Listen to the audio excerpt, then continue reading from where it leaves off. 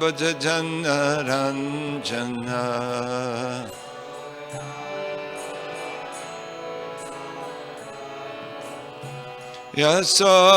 Yasodanandana Bhajana Ranjana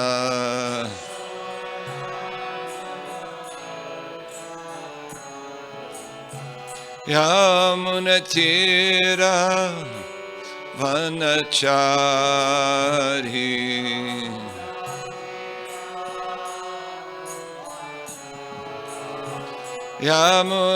Yamunatira Vanachari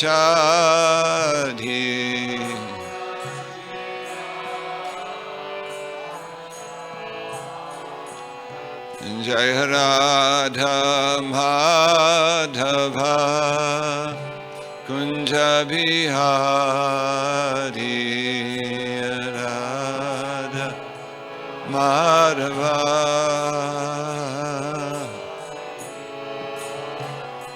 Jaya Radha Madhava Kunja Bihari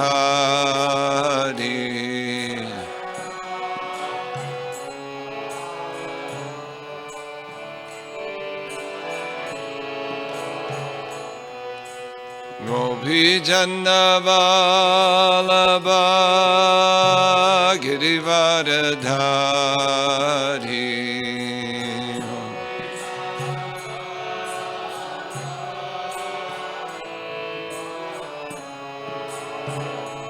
Jaya Gopijana Vallabha Girivaradhari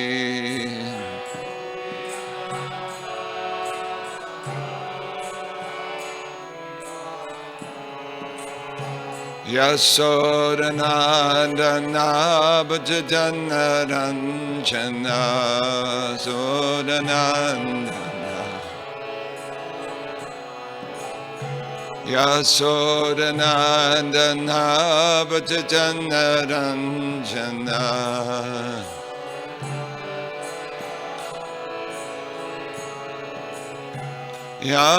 Yamunatira Vanachari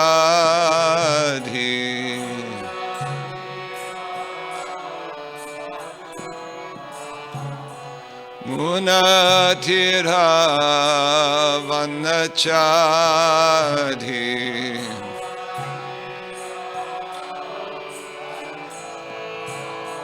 Jaya Radha Madhava Kunja Bihari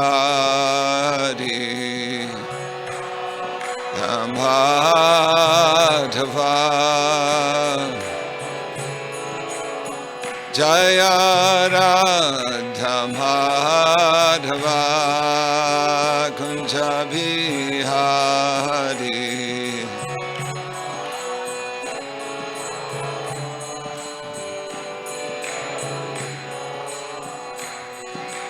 Gopijana Vallabha Girivaradhari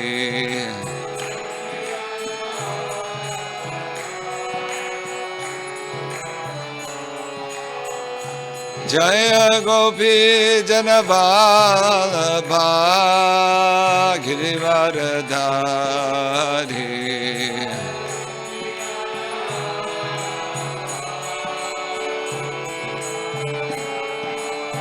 Yasodanandana Bhajana Ranjana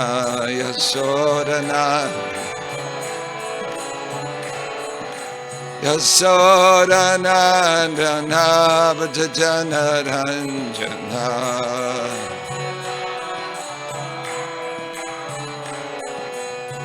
Yasodanandana Bhajana Ranjana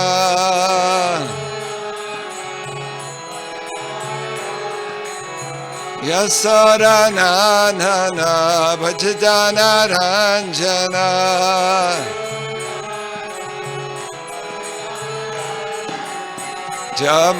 Jamunatira Vanachari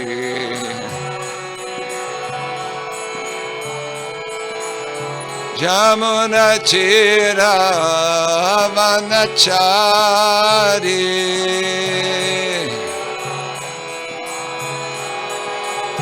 Jamuna Chira Vanachari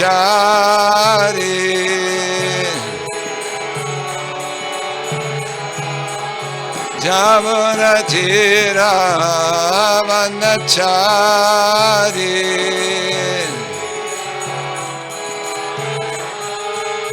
Jaya Radha Madhava Kunja Bihari Rama Kunja Bihari Jaya Radha Madhava Kunja Bihari Madhava Hare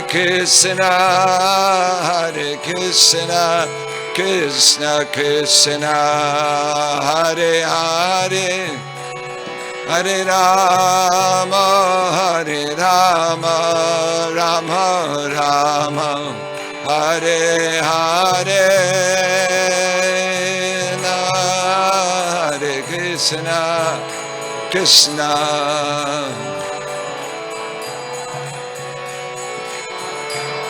Hare Rama, Rama Rama, Hare Krishna, Krishna Krishna, Hare Hare, Hare Rama, Rama Rama, Hare Hare. Krishna, Krishna,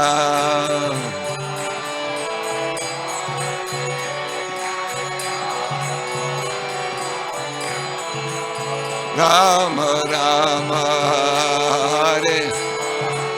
Hare, Hare Krishna, Krishna, Krishna, Hare Hare. Hare Rama, Rama Rama, Hare Hare, Hare Krishna, Krishna Krishna, Hare Hare.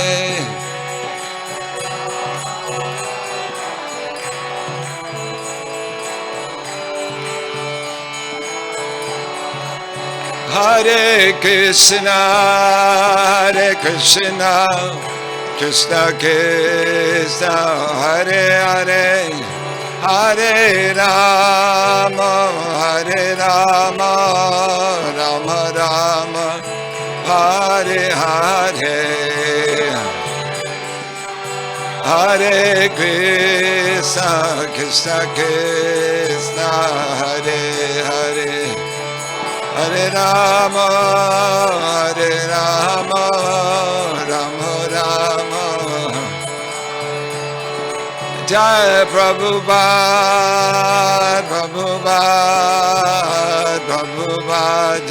Jaya Prabhupada, Jai Prabhupada,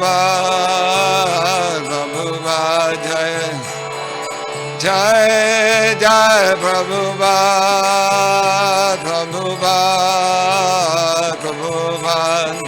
Jaya Prabhupada, Jaya Prabhupada.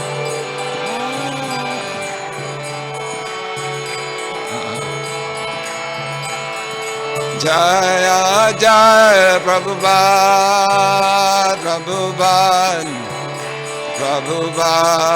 Jaya Prabhupada.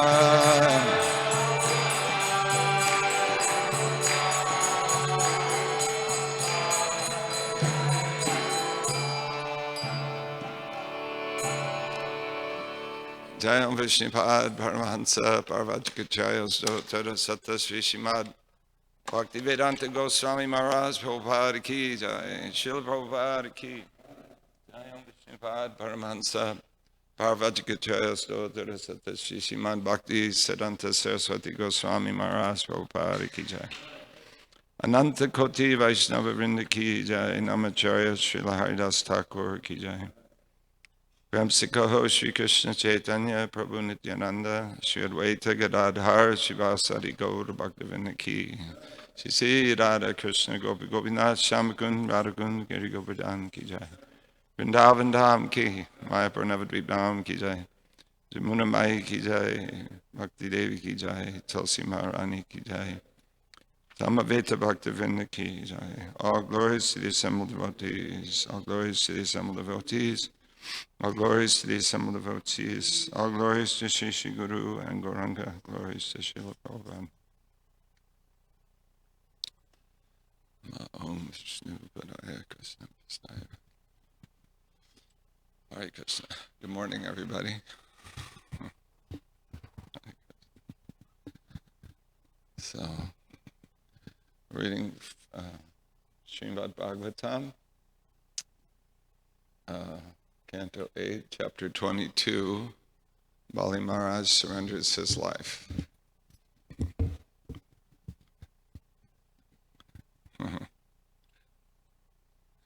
Well, in another book, that would be a horrible thing, wouldn't it? To read about how somebody surrendered their life. But in our book, it's like, Ki Jai!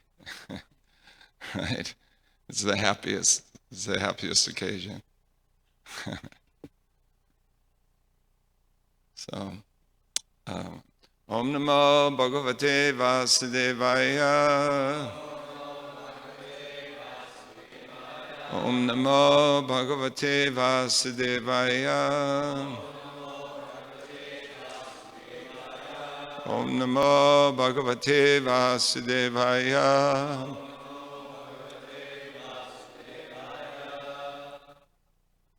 So this is text 21. You tell me to read 24, and we'll chant 21. Okay.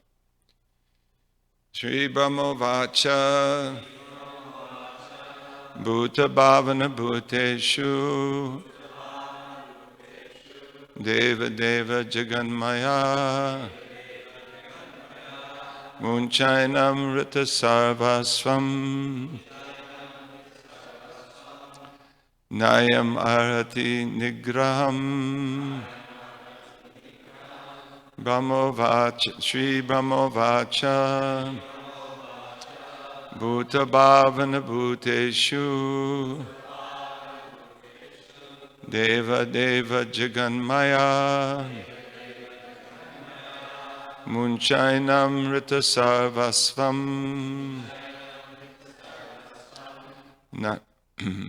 Nayam Arhati Nigraham Shri Brahmo Vacha Bhuta Bhavana Bhuteshu Deva Deva Jaganmaya Munchainam Rita Sarvasvam Nayam Arhati Nigraham.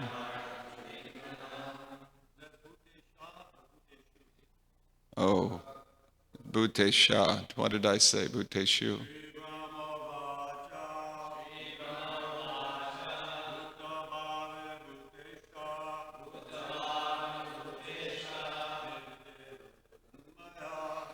Deva Jaganmaya Bhutesha Bhutesha.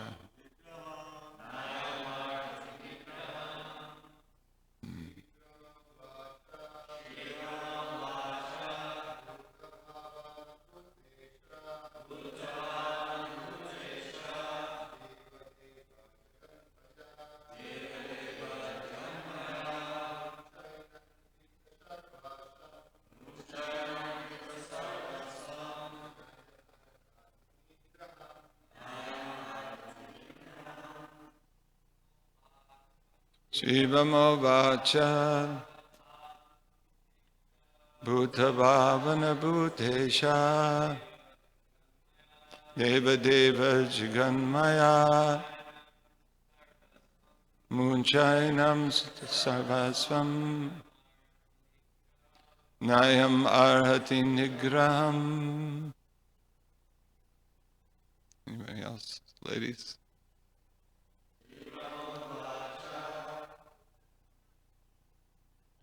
Utabhavana bhutesha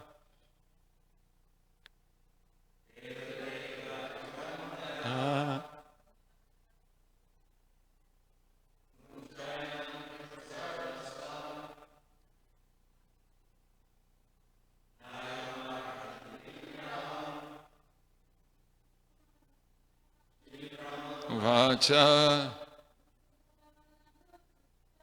Mutabhavana bhutesha Evadeva jaganmaya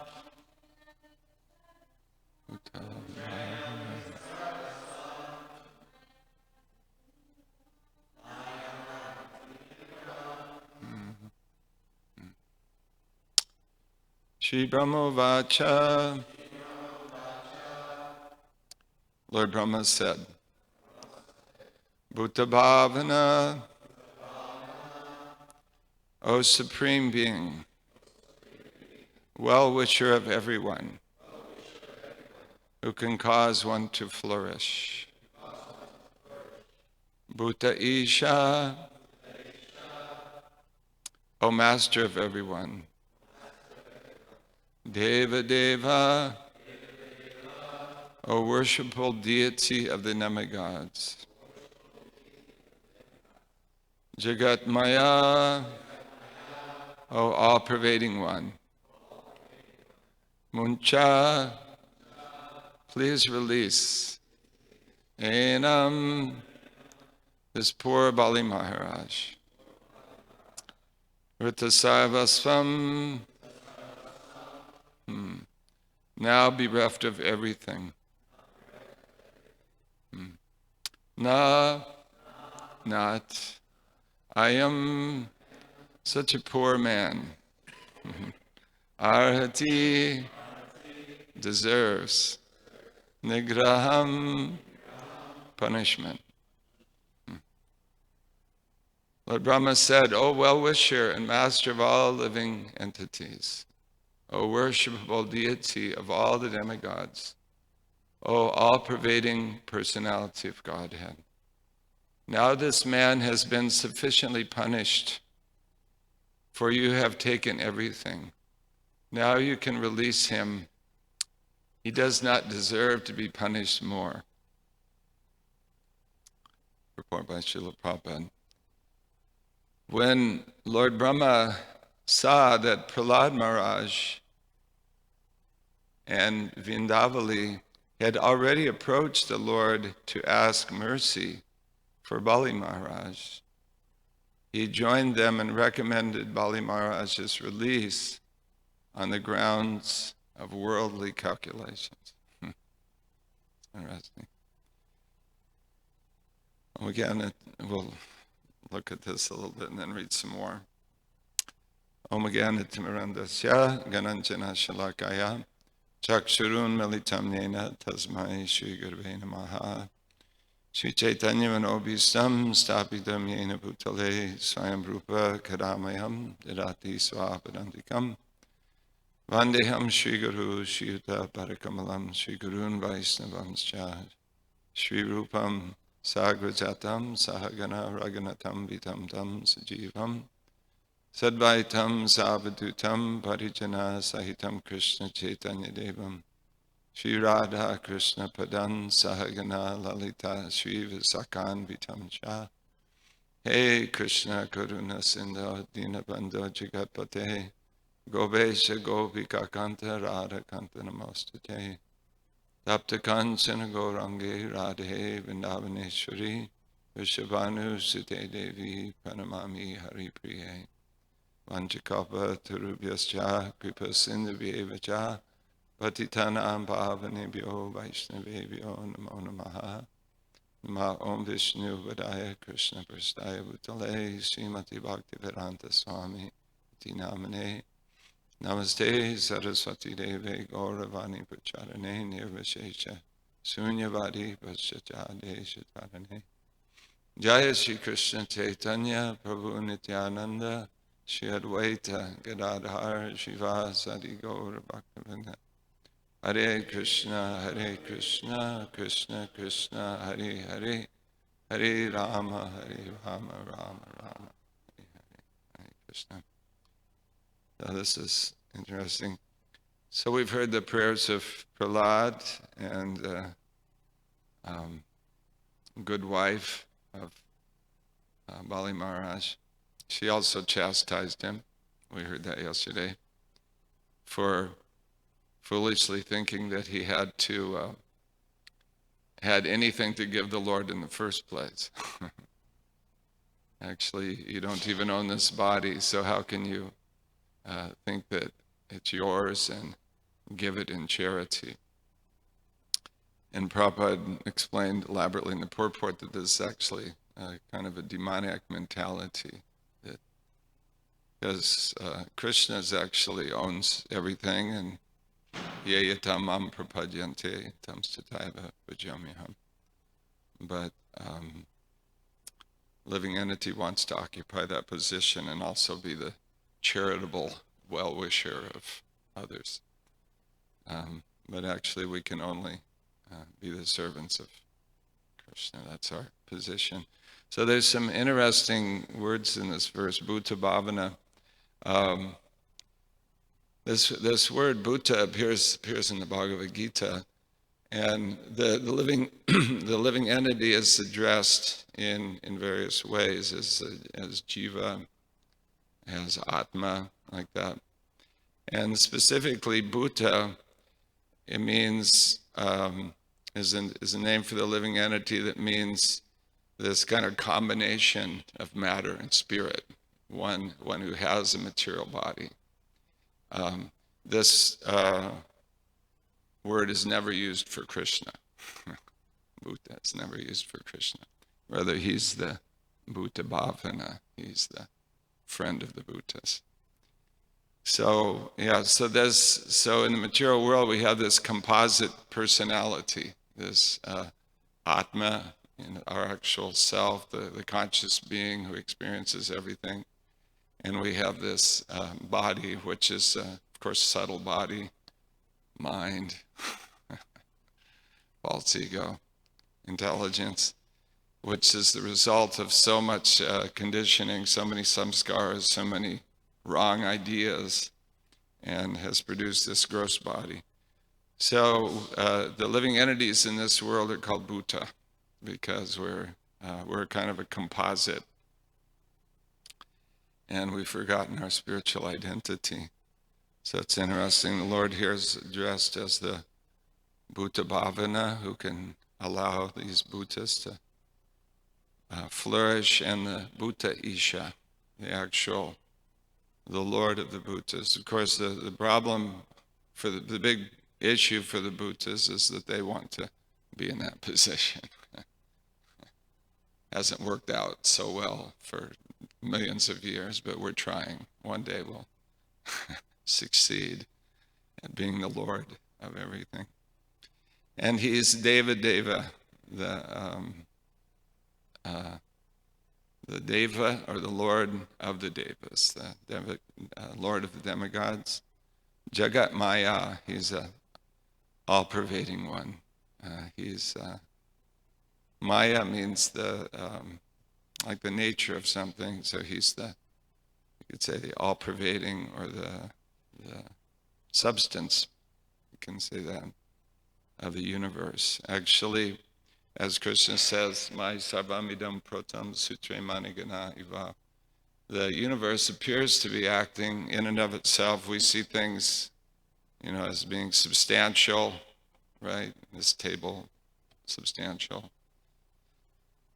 This world appears to be very substantial, but Krishna says it's actually resting on him. It's like pearls are strung on a thread. So it would just all, interesting thought, isn't it? This whole substance would just collapse into nothing, except that Krishna is pervading everything. and sustaining it. The world looks real. This is mentioned first verse of Srimad Bhagavatam also, that because of him, this world, which is actually illusory, it's just whirling molecules, just matter, just stuff. But it appears to take on certain forms and have a certain type of reality, a certain substance, because of Krishna. Because of Krishna's power, he gives it that reality. And Bhagavatam says, even to the demigods, they also fall for it. They also believe the illusion, and sometimes get into trouble. I was thinking yesterday how, in this verse yesterday, that how it's mentioned that the demigods, the difference between them and demons is that they recognize the proprietorship of the Lord. But we see that they don't always do that. Sometimes they get confused. Like, for instance, when Krishna came to the heavenly planets, and was it Satyabhama that wanted the Parijata flower? Satyabhama. And Indra was like, no way. You're not taking the heavenly Parijata flower to the earthly planets, the bad neighborhood. It's meant for the heavenly planets. You can't do that. So they actually got in a fight, right? So this is the nature of the material world, that even the demigods, Prabhupada says about the demigods that they're devotees who want to enjoy the material world as devotees. So anyway, Lord Brahma is very intelligently glorifying the Lord in these different ways and pointing out his actual position. But then he concludes, so please don't, you've punished him enough. Of course, he says that this is worldly calculations. But, I mean, honestly, if we're being punished by the Lord, would you want to be released from that? Not really, personally. It's so wonderful. He has the mercy of the Lord. Please place your last step on my head.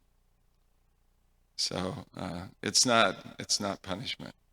It's actually mercy. It's great mercy. So anyway, we can read some more.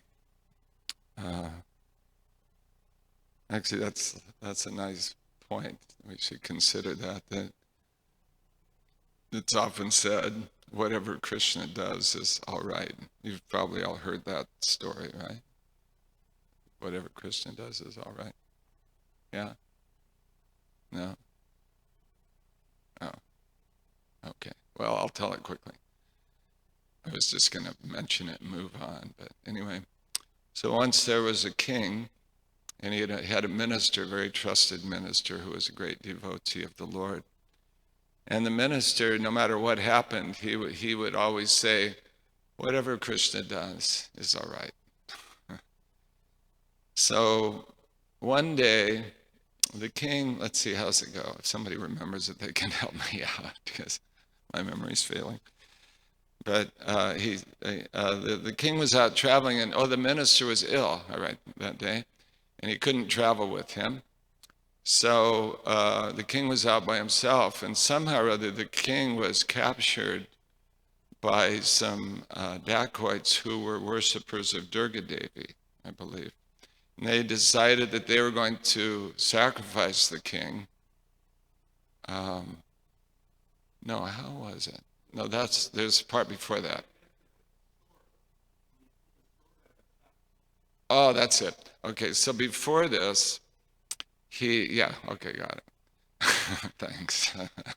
It's all coming back to me now. So, he got a gift of a sword, and when he pulled the sword out, he actually cut his finger off. And he was, of course, very disturbed by that. But the minister said, whatever Krishna does is all right. and the king was very angry that he could just be so callous and react that way,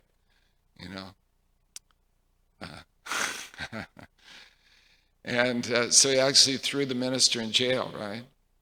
And then he decided to go hunting. And then he was captured by the dacoits. He was out by himself. So the dacoits were actually going to sacrifice him to Durga Devi, and they bathed him, and they were ready for the sacrifice. And then they noticed that he was missing a finger. And so he wasn't a fit offering for Durga Devi, so they just let him go. And he went back. So he released the minister. He said, I'm so sorry, you were right. Whatever Krishna does is perfect. You were right. I'm so sorry. But there's one thing I was wondering. Why did Krishna let you get thrown in jail? And the minister said, well, if he hadn't have, I would have been with you. And my body is fine. So they would have sacrificed me. So anyway, it's a little story. Whatever Krishna does is all right. So, yeah, so that's this is what of course we have to try to learn as we go on in devotional service. First of all, we have to see that everything that happens to us is in fact coming from Krishna. It's not a mistake. Krishna's Ishvara, he's controlling everything, but this thing that happened to me just now, that was an accident. So we have to try to see that way, and even if we become angry or disturbed, we have to accept that, well, Krishna wants to teach me something. There's a really, I've often thought of this example of Srila Prabhupada, that he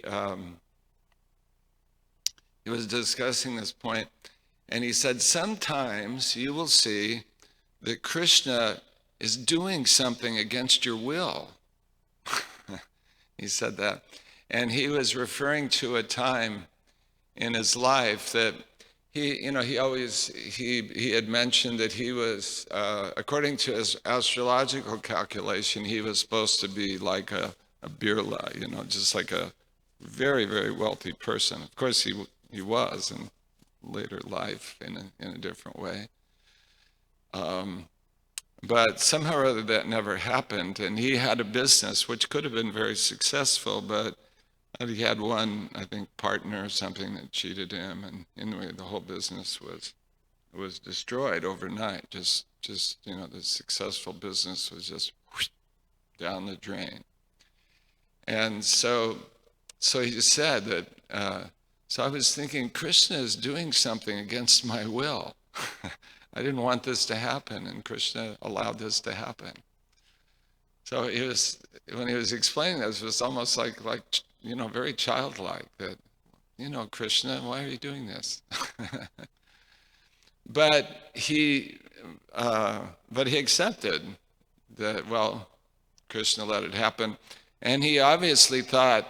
He immediately thought, well, Krishna is letting this happen, or Krishna is arranging this. He didn't think, why is this happening? How could this have happened to me? My astrological calculation was that I should be wealthy. What's wrong here? Right?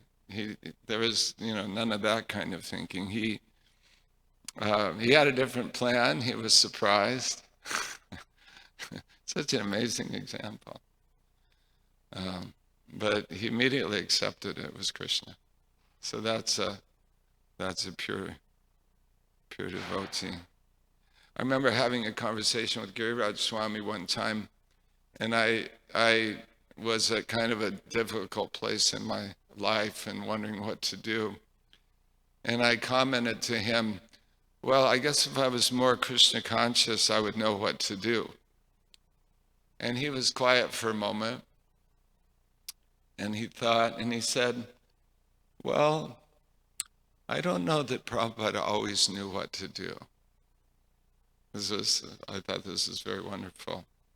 It's not that he's the all-pervasive super soul. He's a servant of Krishna. Certainly he's in touch with the super soul.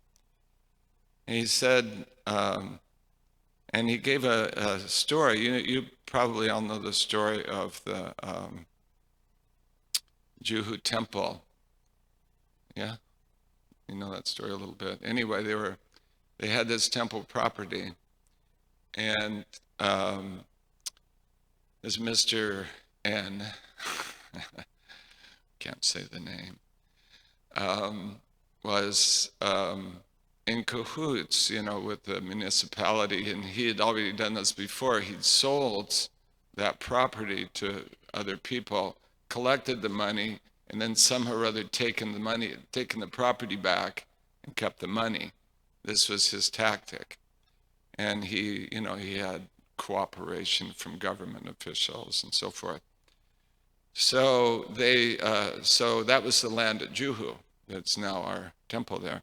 So they had bought this land, and then he, conspired to take it back, and actually sent gundas to, and Prabhupada understood this, and they built a temple overnight and installed the deities, because in Indian law, you can't destroy a temple. You can't take land back that belongs to the deity.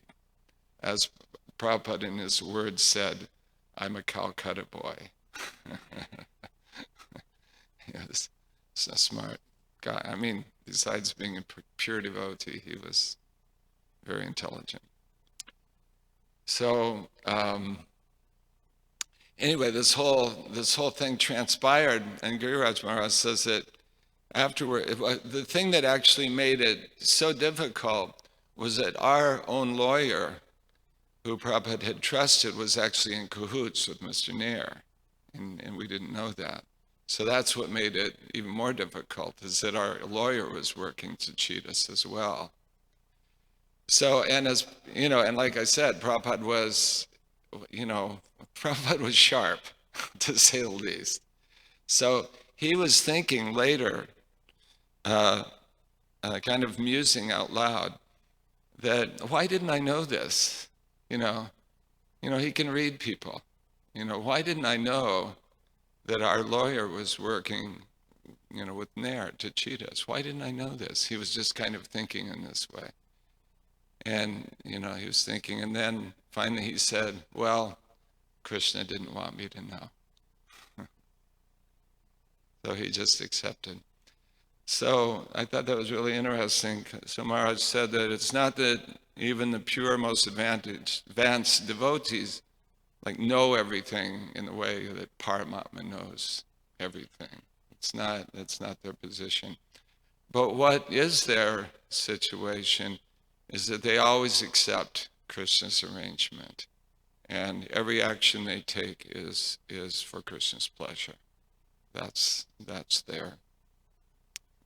mark of their being a true devotee, that they're surrendered to Krishna in all circumstances. They may understand what he wants to do, they may not, but whatever Krishna does is all right, and they're prepared to serve Krishna under any circumstance, and that's actually the nature.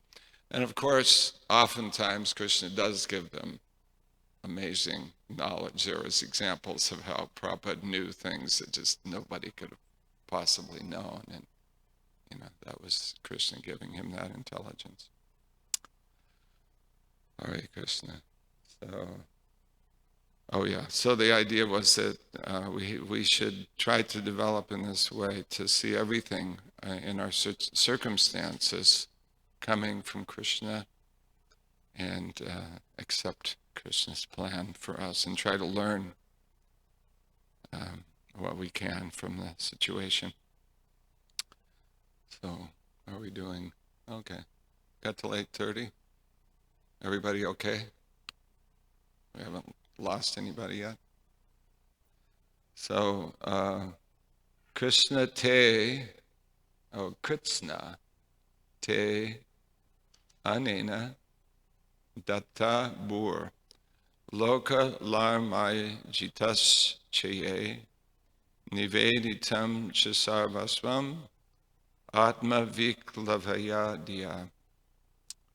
Bali Maharaj had already offered everything. So this is still Brahma speaking. Bali Maharaj had already offered everything to your lordship without hesitation. He has offered you his land, the planets. He actually had the whole planetary system. And whatever else he earned by his pious activities, including even his own body.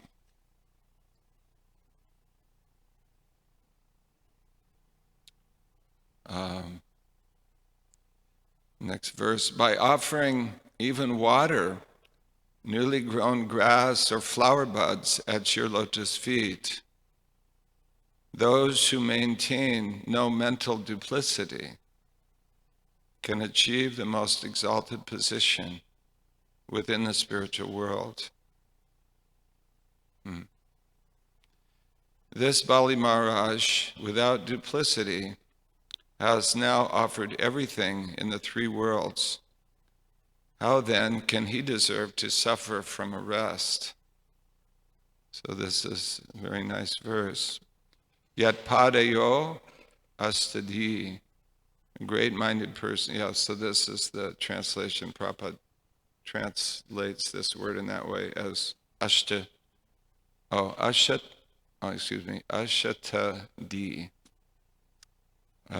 Great-minded person who is without duplicity.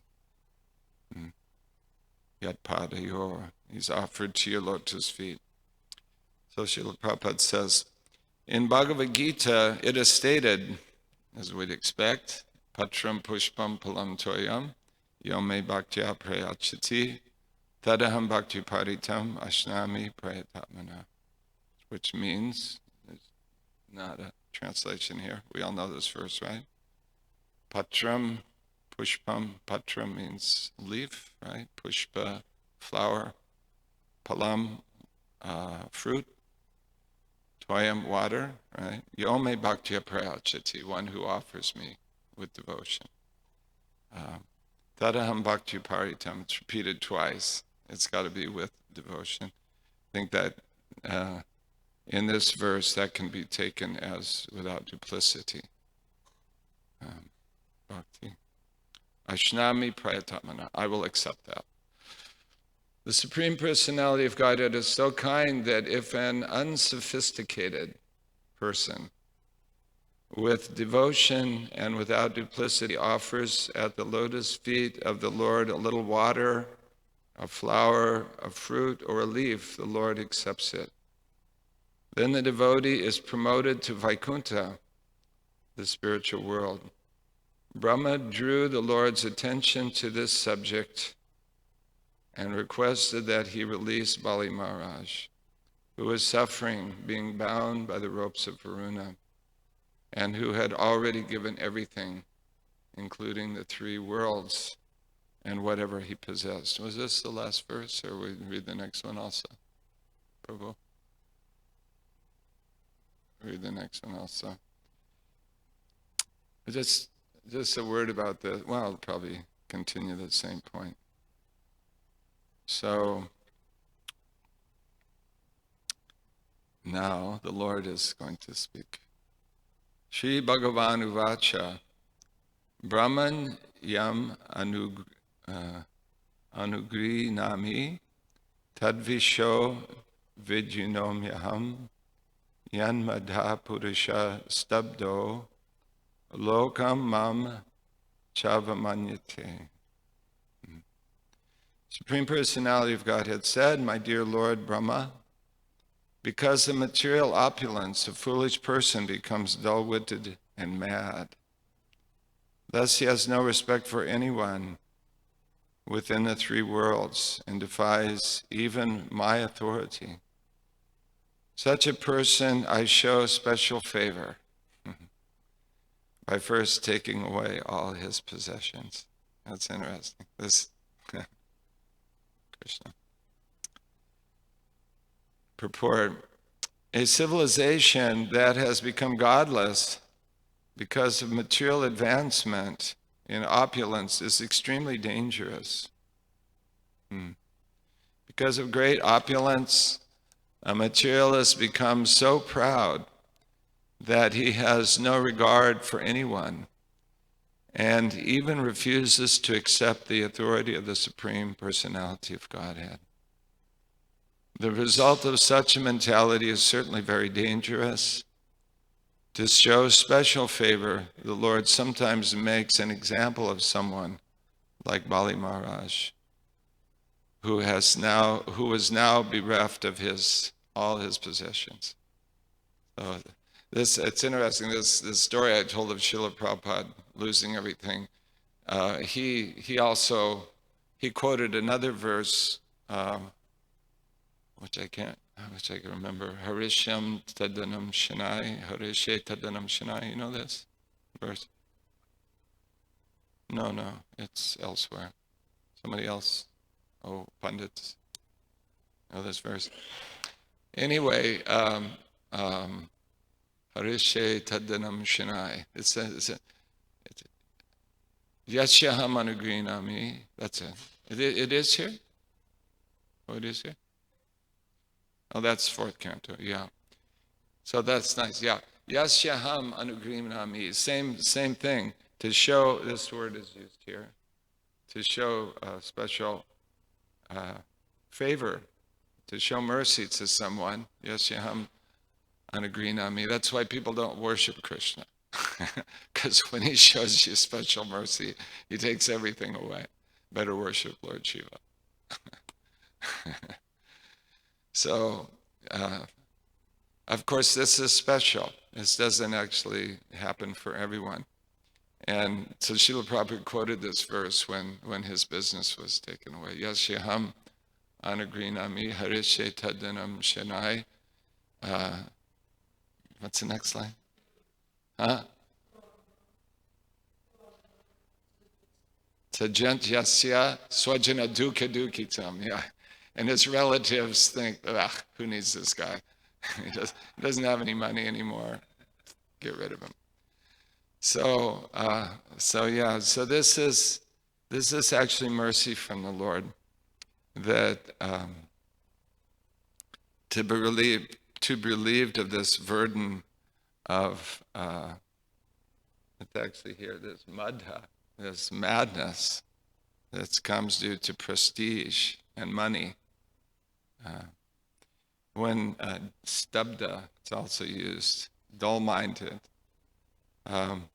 People actually become intoxicated with their wealth. I mean, we have ample examples in modern history, leaders, not mentioning any names, who are intoxicated with pride and a little bit of wealth, and they're just idiots, basically fools.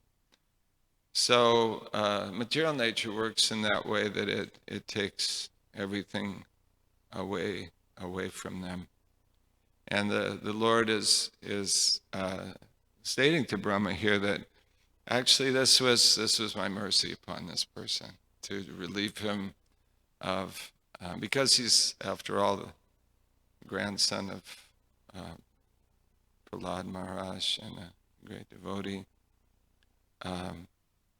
So I'm showing mercy to him by relieving him of this great burden, and he can surrender unto me. So it's very interesting in the previous verse that this Prabhupada stresses this idea that without duplicity, of course there's a famous Om Namo story you might have heard. There's a man that's carrying a big basket of puffed rice, right? Puffed rice is very light. So he's carrying this basket, and all of a sudden the wind blows it away. So he's going to lose everything. So as the wind is blowing it away, he goes, Om Namo. Lord, I offer this unto you. I'm going to lose it anyway. So, Lord, I'm giving you everything. So this is one way we make an offering. Or the other story is the man who went to the races, and he was going to bet on the horses. He said, "My dear Lord, if you just let me win, I'll give you half of whatever I earn in this race." So his horse doesn't quite win, but the man still makes money on the race. He's like second place or something like that. So he makes about half of what he would if the horse would have won. So he prays to the Lord, "Oh my Lord, you're so merciful. You let me win this money, and you already took your half."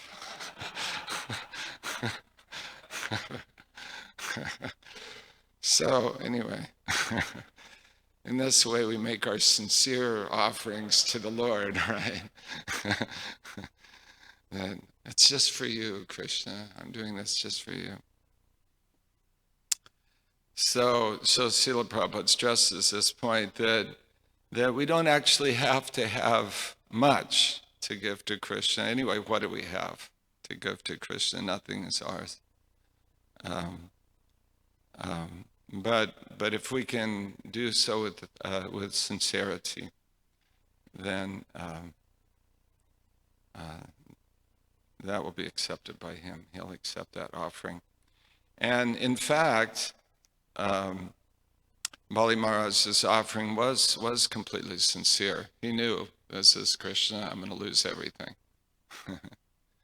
But this was his glory, therefore he's our Mahajan. And Krishna reciprocated wonderfully.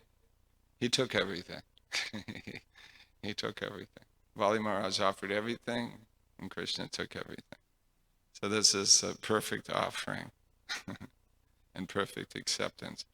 But of course we know Bali Maharaj was not the loser in any respect, because he gained Krishna. Right? Just like also there's the story of Dhruva Maharaj, who was worshipping the Lord to get a kingdom, and when he finally got the kingdom, the Lord said, "Okay, here's the kingdom. See you later." So he was so disappointed that I was performing. You know that verse also? Forgot all my verses. Anyway, another famous verse. So he said that I was actually trying to get a broken piece of glass. I was worshiping you to just get a broken piece of glass, this kingdom, but actually I've gotten a great jewel. So I'm so satisfied that I don't want anything from you. Hare Krishna. So, any questions, comments, refutations? Yes, Prabhu? Oh. Hare Krishna, Prabhu. I was wondering, that Bali Maharaj's wife, when she criticized Bali Maharaj for, thinking that he possesses something and is going to offer it to the Lord in sacrifice. She was very she was heavy. Very, very As heavy only a and wife critical. can be. And and Prabhupada also sort of like in the purport, he sort rubbed of it like in. He didn't make light of it. He was like, yeah. But Brahma, he recognized, he actually praised, which is, when I heard the criticism of Bali Maharaj, I was like, no. I mean, because we've been hearing the pastimes, and you get the sense of what Lord Brahma said, that he was completely understanding and not duplicitous about it. Yeah. His level of consciousness when he performed the offering was just to please the Lord. Yeah. So, although she was very intelligent, And as Prabhupada mentioned, says, yeah. how we can understand that she was not seeing that and was critical to Bali Maharaj, especially how exalted, obviously, he's being recognized by all, Yeah. by his actions. Yeah. Well, I'm not sure I can give an authoritative answer, but one,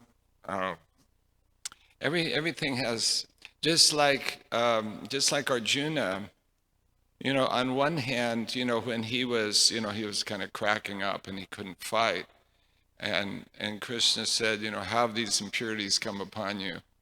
This is non-Aryan. You're just in the bodily conception of life.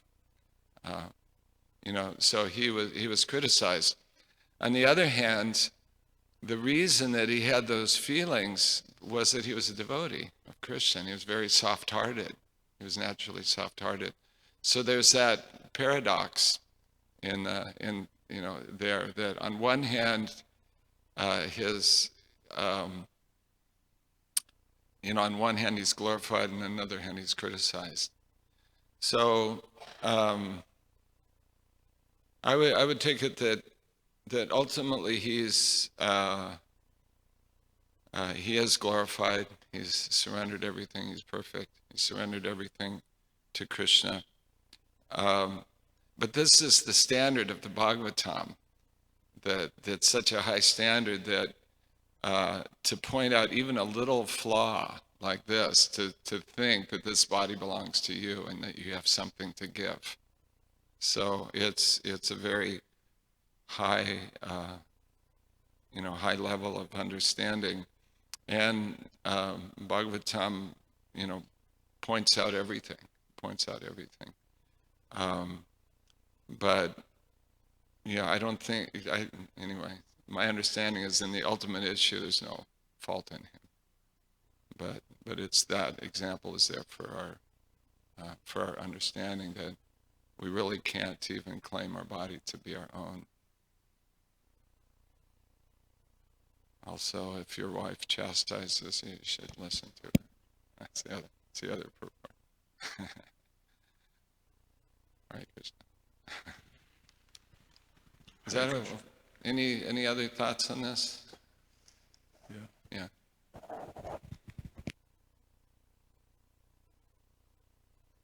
Of not our bodies even belonging to ourselves. What about our actual selves, our souls belonging to Krishna?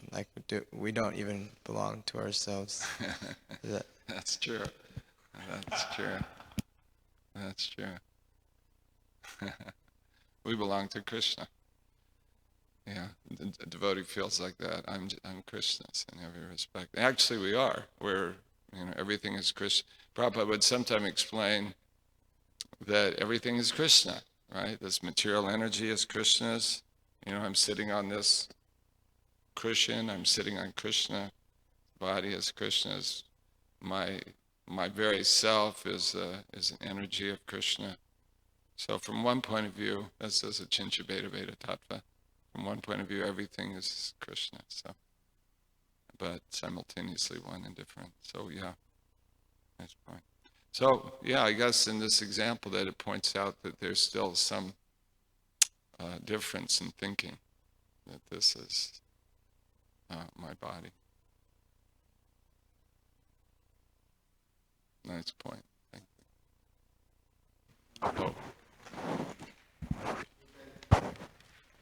He said that it's actually an instruction directed at us, the followers of the Mahajans, that we may think, oh, just like Bali Maharaj, I will offer my.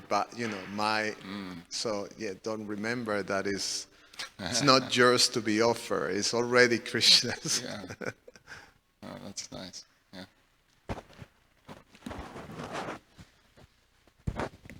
Hare Krishna, Prabhu. Thank you for your class very much. Thank you.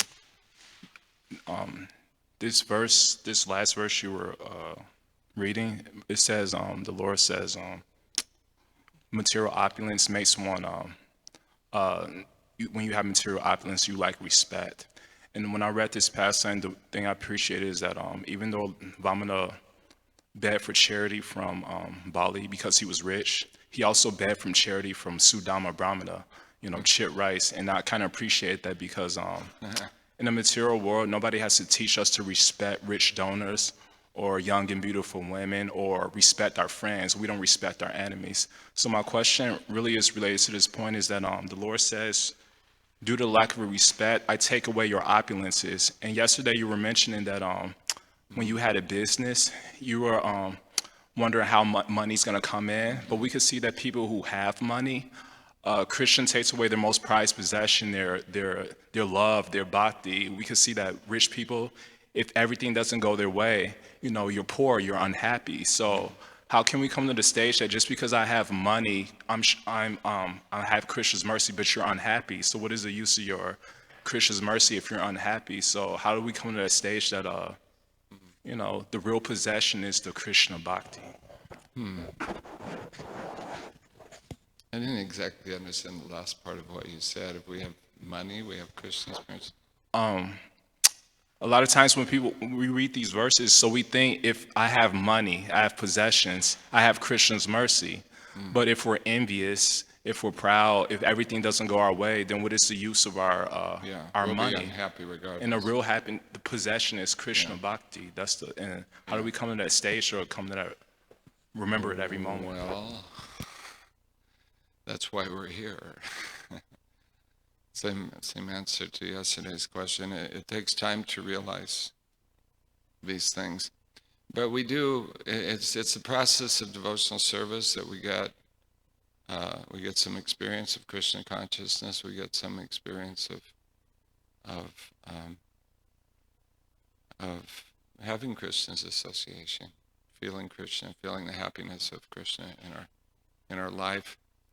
And whether we have possessions or don't have possessions, that's not an issue, because we see many great devotees.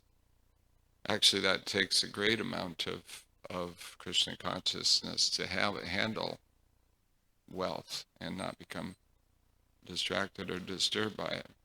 So some great devotees, of course, like the Pandavas, they were extremely wealthy. Others also, Maharaj Ambarish. But they were in the position to realize that those that's not the source of my happiness, and actually they could live with it or without it. It wasn't anything for them. In fact, the devotee would sometimes prefer to live without it because it's a bit of a burden. So, but either rich or poor, whatever it is, that's the realization that we gain as we go on in devotional service, that what I really need is Krishna, and I need to love Krishna. That's what I need. There's nothing more. If I'm lacking, if I'm unhappy, it's because I don't love Krishna. That's the only thing that's missing in my life. If I have that, everything is fine. And that realization grows. That's the nature of devotional service. It's the nature of chanting, that we get a little taste, we move forward, and like I said yesterday, bhakti yo-yo, back and forth, trying out the material world again. Oh no, there's something here. Nope. Wrong again. So this going back and forth gradually fixes us. Yeah, I mean it's a huge thing. We go through different planetary systems. Comes to the point. Like it's described that the pure yogi, he's going back to God, and he sees all the planetary systems, all the opulence, all the wealth, and he just like, see you later. But a less advanced person thinks, let me pull off here and check this out, right? So it's a process of developing our attachment to Krishna, and ultimately, this is the Lord's arrangement to try to enjoy the material world and find out that matter, subtle or gross, can't really satisfy our heart. So that's what we're doing. We're finding out, birth after birth, that matter doesn't satisfy me. Only Krishna will. And but the process of devotional service, especially chanting Hare Krishna, it accelerates that. We're very fortunate to have this process, and we can, even to be able to read these books and discuss these things, to understand these things. Most people take up religious life to get them, right? Isn't it? They go to church, synagogue, and their whole idea is, how do I get all this stuff? How can I get some more stuff? That's why they do it. Totally like what's said here, duplicity. My Lord, I love you. Give me this, give me this, give me this. So, but we're so fortunate we have the pure, spotless Purana, which teaches us, these subtle things. Even the body, and Bali Maharaj is chastised for giving his body, because he thought it was his.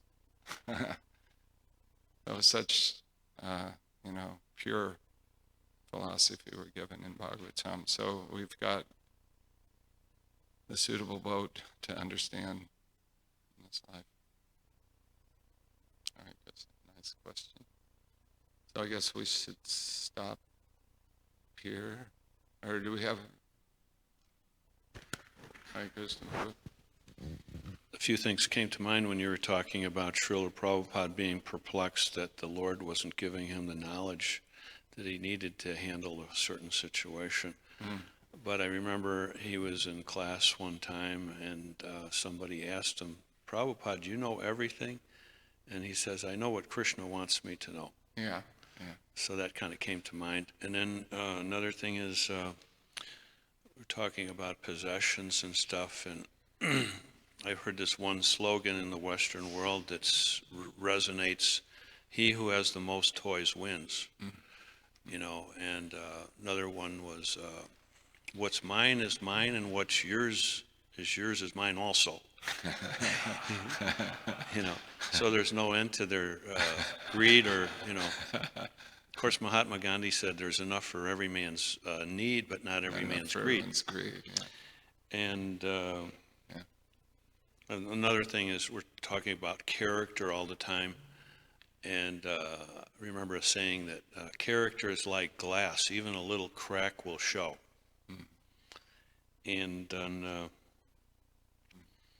he also said, this movement is going on due to my intelligence and your cooperation. So those are a few things that came to mind. Thank you. Yeah, thank you. I got to tell a story. It's real quick. When you said it's going on by my intelligence and your cooperation,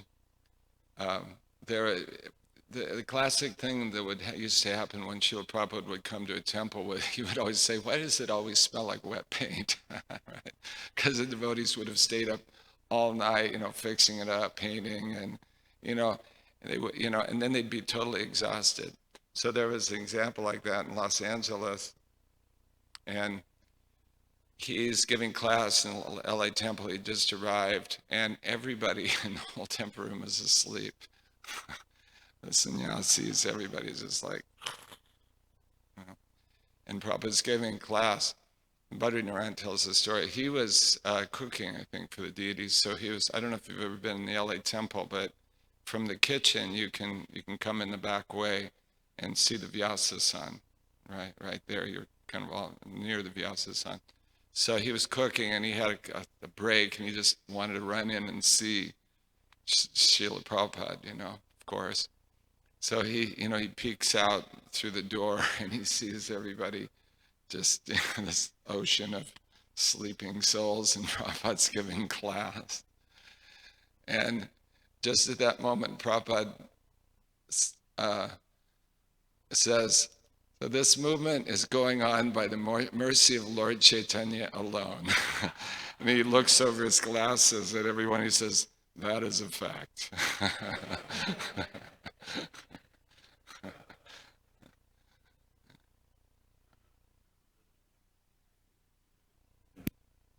It happened lots of places. Yeah. We had so much taste for hearing. Srila Prabhupada ki, Grantaraj Srimad Bhagavatam ki, Jai Gaur Premanande.